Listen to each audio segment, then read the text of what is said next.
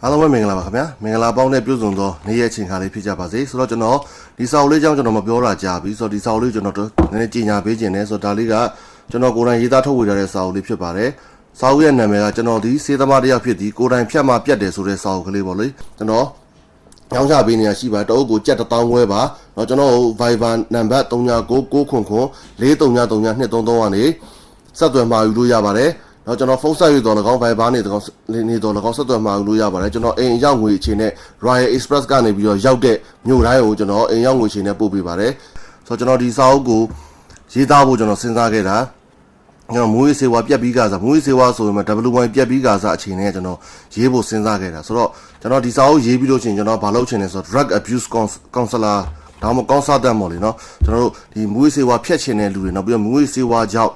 ဒုက္ခတွေကြုံနေရတဲ့မိဘတွေညီကိုမောင်နှမတွေနောက်ပြီးတော့အိမ်တောင်တတ်ထားတွေဆိုတော့တို့တွေကိုကျွန်တော်ကူညီပေးချင်တာဖြစ်တဲ့အတွက်အဲ့လိုမျိုးကျွန်တော်အတိုင်ပင်ခံပုဂ္ဂိုလ်တယောက်လုပ်ချင်တယ်ဆိုတော့အဲ့လိုလုပ်တဲ့အခါမှာကိုတိုင်းနဲ့မူးယစ်ဆေးဝါးလုံးဝကင်းစင်နေမှာဖြစ်တဲ့အတွက်ကျွန်တော်တော်တော်စောင့်ခဲ့ရတယ်ကျွန်တော်2018ဝန်းကျင်လောက်ထဲဒီစာအုပ်ကိုရေးဖို့ကြိုးစားတာကျွန်တော်ဘာဖြစ်လဲဆိုတော့ဝိကြံတယ်နော်ဆေးကြောက်ရှူတာကနည်းနည်းကြံနေတော့ကျွန်တော်အဲ့ဒီဟာကိုရေးသားထုတ်ဝေဖို့ရာကိုယ့်ကိုယ်ယုံကြည်မှုအပြည့်မရှိဘူးဆိုတော့အဲ့နောက်ပိုင်းကျွန်တော်လုံးဝဒါနဲ့ကင်းရှင်းသွားပြီးတဲ့အခါမှာတနေ့လောက်ကြာတော့ကျွန်တော်ဒီစာအုပ်ကိုရေးဖို့အတွက်အရှိန်ယူပြီးတော့မရရအောင်ရေးလိုက်တာပေါ့လေဆိုတော့ဒါကိုကျွန်တော်2025မှာကျွန်တော်ထုတ်တဲ့အခါမှာကျွန်တော်ဒီစာအုပ်ထဲမှာကျွန်တော်အပိုင်း5ပိုင်းခွဲပြီးတော့ကျွန်တော်ဖော်ပြထားတယ်နံပါတ်1ကကျွန်တော် environment ပတ်ဝန်းကျင်ဆိုတော့ကျွန်တော်ဒီမူရေးစေဝါသမားတယောက်အနေနဲ့ကျွန်တော်ဒီစေးသုံးတဲ့အချိန်မှာပတ်ဝန်းကျင်ဘယ်လိုနေရာရှိတယ်ဖြတ်လို့ရှိရင်အဲ့ပတ်ဝန်းကျင်ကိုမဖြစ်မနေပြောင်းရမယ်ဆိုတော့ကျွန်တော်ကတော့ကျွန်တော်ကျင်လည်ခဲ့တဲ့ပတ်ဝန်းကျင်တွေအကြောင်းကျွန်တော်ဒီထဲမှာရေးသားထားတာရှိတယ်ကျွန်တော်ဒီမူရေးစေးနဲ့စတင်ထိတွေ့တဲ့ပတ်ဝန်းကျင်ကနေပြီးတော့နောက်ဆုံးကျွန်တော်စိတ်ချမ်းမာရေးစေုံရောက်တဲ့အချိန်ထိပါတယ်ဆိုတော့ဒါနံပါတ်1နံပါတ်2ကဏ္ဍအနေနဲ့ကျွန်တော်အမှုအကျင့်မှာလည်းကျွန်တော်ပထမဆုံးစ3ကစားစေးသမားတယောက်ရဲ့အမှုအကျင့်တွေရဲ့နောက်ပြီးတော့ကျွန်တော်အတွက်ပေါ့နော်ကျွန်တော်အတွက်ကိုကျွန်တော်ပြောတာဖြစ်တယ်ဘာတယောက်နဲ့တယောက်အမှုအကျင့်တွေကမတူကြဘူးဆိုတော့ကျွန်တော်အမှုအကျင့်တွေကိုကျွန်တော်အစစ်ပြောင်းလဲလာပြီးတော့နောက်ဆုံးဘလောက်တောင်ယွန်းရှာဆက်ဆုပ်ဖွယ်ကောင်းလာပြီးတော့ဒါကိုဖျက်ချင်လာတဲ့ဆိုတဲ့အကြောင်းကျွန်တော်အဲ့ထက်မှာဖော်ပြထားတာရှိတယ်နံပါတ်3ကကျတော့ capability လို့ခေါ်တဲ့လုံနိုင်စွမ်းဆိုတဲ့အခါမှာကျွန်တော်တို့ကဘာလဲဆိုတော့ကျွန်တော်စေးသမားတယောက်ဖြစ်တော့ကျွန်တော်ဘာမှမလုပ်ချင်ဘူးဒါရှင်းလေးပဲကျွန်တော်လုပ်ချင်တဲ့အလုပ်ကဆေးရှူခြင်းနဲ့နှိမ့်စင်တဲ့အမျှစင်ခံနေခြင်းနဲ့ဒါကျွန်တော်ရဲ့အလုပ်ချင်းဆုံးအလုပ်ပဲဆိုတော့အဲ့ဒီမှာကျွန်တော်အဖေကအဲ့လိုကာလာထဲမှာပဲကျွန်တော်ကိုအခြေအနေကြည့်ပြီးတော့ဘာတွေလုပ်ခိုင်းလဲဆိုတော့မဖြစ်မနေသင်တန်းတွေကျွန်တော်လိုက်တက်ခိုင်းတယ်သင်တန်းဆို personal development ပေါ့လေကိုယ်သွေးပြုပြင်ပြိုးလဲတိုးတက်စေအောင်လုပ်ပေးနိုင်တဲ့စိတ်ပညာလက်တွေ့သုံးချစိတ်ပညာတွေကျွန်တော်ကိုသင်တန်းတွေကိုဆရာဖြစ်သင်တန်းထိကျွန်တော်လိုက်ပြီးလေ့လာခိုင်းတယ်ဆိုတော့အဲ့ဟာသင်တန်းတွေကိုကျွန်တော်မလုပ်ချင်ပေမဲ့လည်းလုပ်ခဲ့ရပြီးတော့အသုံးပြုပြီးတော့ကျွမ်းကျင်လာတယ်သူများတွေသင်ကြားပြီးတော့ပိုနားလည်လာတယ်ဆိုတော့အဲ့လိုနားလည်လာတဲ့ကဏ္ဍတွေနောက်ပိုင်းကျွန်တော်မူရေးစုကဖြတ်တဲ့အခါမှာဒီပညာရပ်တွေဘယ်လိုပြန်သုံးချလဲဆိုတဲ့အကြောင်းနံပါတ်4ကယုံကြည်မှုနဲ့ဘဝတန်ဖိုးများဘဝတန်ဖိုးဆိုတဲ့အခါမှာကျွန်တော်အသက်မွေးရစားနေပြီးအခုကျွန်တော်35နှစ်အရွယ်ထိကျွန်တော်တို့ငယ်စဉ်တောင်ကြီးခလေးဘဝတော့အဲ့ဘဝနေပြီးတော့ကျွန်တော်ဆယ်ကျော်သက်အရွယ်ကနေပြီးတော့မှကျွန်တော်18နှစ်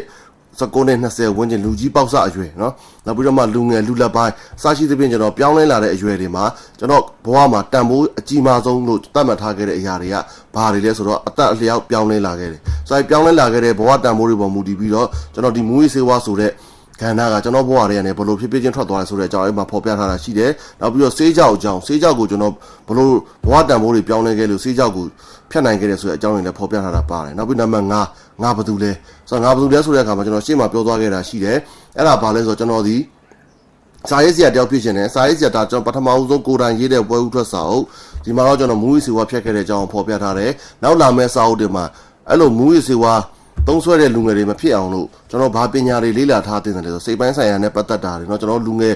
ယ်ဆိုတဲ့အခါမှာကျွန်တော်ဆယ်ကျော်သက်အရွယ်လောက်ကနေစပြီးတော့လေ့လာလို့ရမယ်เนาะကျွန်တော်စိတ်ပိုင်းဆိုင်ရာပညာရဲ့နဲ့ပတ်သက်တဲ့စာအုပ်တွေနောက်ပြီးတော့ငွေကြေးဆိုင်ရာနဲ့ပတ်သက်တဲ့စာအုပ်တွေကျွန်တော်ရေးသားထုတ်ဝေခြင်းနဲ့အထာကတက္ကဏနောက်တက္ကဏကဘာလဲဆိုတော့ကျွန်တော်မူရေးစေဝါဖြတ်ချင်တဲ့မူရေးစေဝါနှုံထဲမှာနင့်နေတဲ့လူငယ်တွေနောက်ပြီးတော့မူရေးစေဝါနှုံထဲမှာနင့်နေတဲ့လူပတ်ဝန်းကျင်မှာရှိနေတဲ့မိဘညီကိုမောင်နှမအိမ်လူတသားတွေကိုကျွန်တော်ကူညီပေးခြင်းနဲ့အတိုင်ပင်ခံပုဂ္ဂိုလ်တယောက်ဖြစ်ခြင်းနဲ့ဆိုတော့အဲ့ဒီအကြောင်းအရာကိုကျွန်တော်ဒါဘလို့သိတယ်လဲဆိုတော့ကိုဘာဖြစ်ခြင်းလဲဆိုတော့တော်တော်ရှာဖွေခဲ့ရတာတော်တော်ခက်တယ်ဗ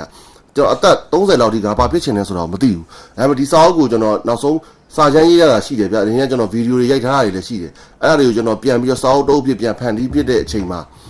ကျွန်တော်ဒီဟာကိုလုံးလျာပေါ်လာတာပေါ့လေငါဖြစ်ချင်တာဘာလဲဆိုတော့အဲ့ဒီမှာကျွန်တော်ဒီလိုမျိုးစတင်ပြီးတော့လောက်ကင်ဖို့အတွက်ခွန်အားတွေရရှိလာတာပေါ့ကျေးဇူးအများကြီးတင်ပါတယ်ခင်ဗျာ